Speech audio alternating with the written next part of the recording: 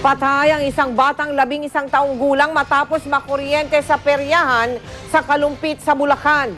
Nakatutok ang GMA News stringer na si Romel Ramos. Kakagraduate pa lang sa elementary noong 1 linggo ni Victor Manalo Jr. Kahapon ng umaga, natuldukan ang mga pangarap niya. Dead on the spot si Victor matapos makakuryente sa peryahan sa Kalumpit, Bulacan. Ayon sa isa sa mga namamahala sa peryahan, alas 7 ng umaga nagpunta roon si Victor kasama ang mga barkada at naglaro ng video game. Hindi pa raw sila bukas na mga oras na yon. Hindi raw nila namalayan na naglaro sila Victor sa video game machine at doon nga nangyari ang insidente. Umusad po yung bombilya, natigit ngayon sa alambre, dumikit ngayon sa bakal. Natalupan? Tapos nakahawak siya. Dito na siya nasandal ngayon. Nakatapak pa po kaya malakas yung kuryente. Agad daw nilang pinatay ang main switch ng kuryente, ngunit huli na ang lahat. Tanggap naman daw ng pamilya Manalo ang nangyari. Talagang aksidente. Dahil hindi natin alam kung talagang hanggang doon na lahat talaga siya. Nangako naman daw ang pamunuan ng peryahan na hindi tatalikuran ang panagutan sa insidente at bibigyan din nila ng tulong pinansyal ang pamilya Manalo. Pinalikan ng GMA News ang peryahan. Kita natalop ang mga linya ng kuryente ng mga ilaw. Yung mga ilaw doon na parang merong mga naka-open yung mga kuryente. Ngayon po, pinangungunan ni Kapitan na kami balasahin namin yung lahat ng mga problema sa kuryente para hindi na maulit po yung nangyari. Mula sa Kalumpit, Bulacan, Romel Ramos, GMA News.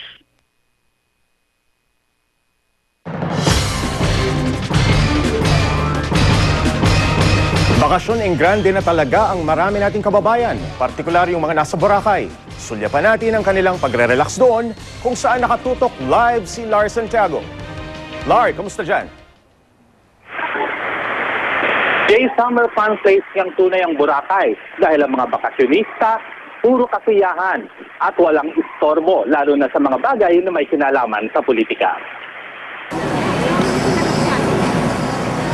Patuloy lang sa pag-i-enjoy ang mga bakasyonista sa Boracay. Umaga pa lang ay marami na ang nasa beach at nagsuswimming. Mapa-Pilipino o banyagang turista, willing-willy sa paglulunoy sa dagat ng malaparaisong isla.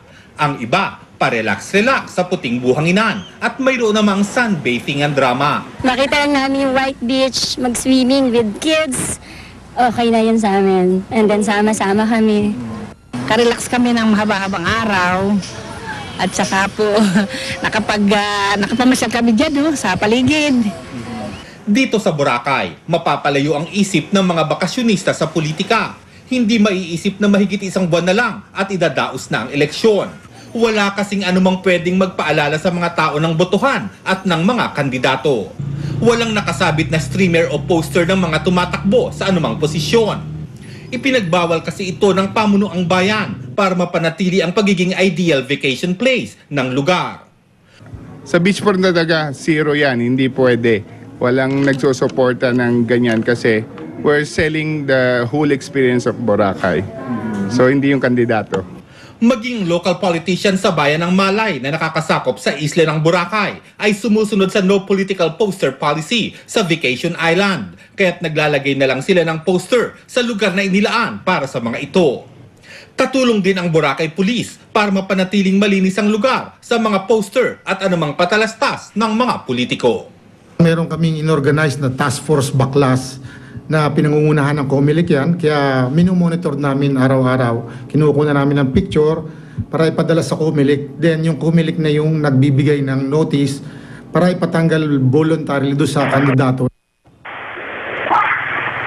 Ilang araw na kami dito sa Boracay pero ni isang streamer o poster ng politika ay wala kaming nakikita dito sa beachfront. At wala rin kami nakikita ang kandidato na nag-iikot para mangampanya. Jay?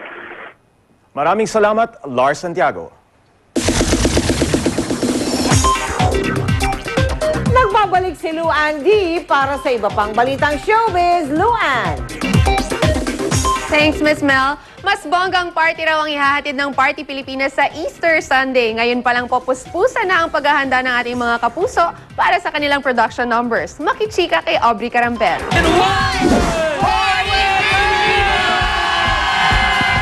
Patikim pa lang daw ang napanood sa pilot episode ng Party Pilipinas. Dahil sa Easter Sunday, mas bongga, mas malaki at mas masayang party ang inihanda nila. At ang venue sa Araneta Coliseum pa. Sa rehearsals pa lang kanina, bigay todo na ang mga artista. Muling hahataw sa stage ang Hollywood choreographer na si Fusion na makikipag-showdown kay Rochelle Pangilinan. I had a pleasure working with Mark last week and with Richard, and this week I'm working with Rochelle, and she's amazing. Some of the people were saying she's the female version of Fusion, which I think was great because she's a beautiful girl and she's a great dancer and great attitude. It's like a party here. Natatakot din ako sa kanya, tsaka pag kasayo ko siya, kinakabahan ako, kailangan galingan ko kasi magaling to, yung ganon. So, kailangan kahit rehearsal, parang highest level na yung energy ko. Nakausap rin namin ang Japan-based composer ng upbeat theme song ng Party Pilipinas na si DJ Cade. Nag-e-enjoy raw siya sa lingguhang party ng GMA Network. Look at the artists, they work so hard, they're wonderful, they're so talented, they sing, they dance. My God, all I can do is just sing and write, you know? Hindi naman magpapahuli ang glam girls na sina Heart Evangelista, Carla Abellana, Bianca King, Lovie Poe at Rian Ramos. Kung makapigil hiningang performance ang ipinakita nila nung linggo sa kanilang harness stunt, this Sunday, mas daring naman ang kanilang production number. Mas sexy naman yung dating namin this time. Hindi ako sanay sa ganong klaseng sayaw. So, sinasanay ko pa ang sarili ko. Aubrey Carampel updated sa Showbiz Happening. I'll be back for more chika, so stay tuned. Abangan! Sa Amerika, ilang biktima umano ng pang-aabuso ng mga pari sinabing hindi sila pinakikinggan ng Vatican. Issue kung mahirap talaga noon si Senador Manny Villar, sentro ng patutsadahan ni Villar at Senador Noynoy Aquino. At pambato, bagong pambato ng Pilipinas sa Miss Universe, best friend daw ng na-disqualify na beauty queen. Walang patid na pagtutok